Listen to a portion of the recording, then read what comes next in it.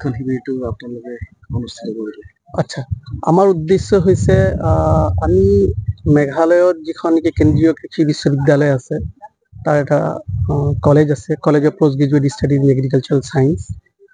তাৰ তত্ত্বাৱধানত আমাৰ এখন প্ৰকল্পৰ অধীনত আমি যাতে কৃষকসকলৰ মাজত জৈৱিক আৰু প্ৰাকৃতিক খেতিৰ কিবা এটা ধাৰণা দিব পাৰোঁ, কাৰণ সেই উদ্দেশ্যে আমি ইয়াত আহিছোঁ।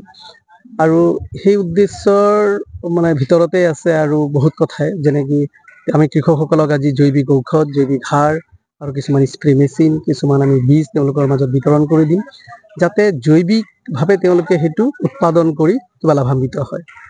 আৰু এইখিনি কাম কৰাৰ আগতে আমি দেখিছোঁ যে ৰাসায়নিক ঔষধ আৰু ৰাসায়নিক সাৰৰ অপপ্ৰয়োগৰ কাৰণে আমাৰ কৃষিডৰাটো নষ্ট হৈছেই, তাৰোপৰি যিখিনি নেকি ফচল আমি পাইছোঁ, সেই ফচলখিনি খোৱাৰ কাৰণে আমাৰ অনিষ্ট হোৱাৰ লগতে আমাৰ যিটো প্ৰজন্ম, সেই প্ৰজন্মৰো বহুত ক্ষতি হৈছে।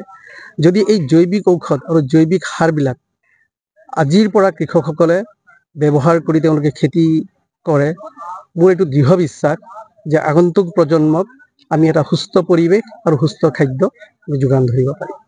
কেনেকুৱা পৰিৱেশ পালে? পৰিৱেশটো বৰ ধুনীয়া আৰু কৃষকসকল বেছ ইণ্টাৰেক্ট কৰি আছে। তেওঁলোকৰ বহুতেই সমস্যা আছে, সেই সমস্যাবিলাক তেওঁলোকে দাঙি ধৰিছে।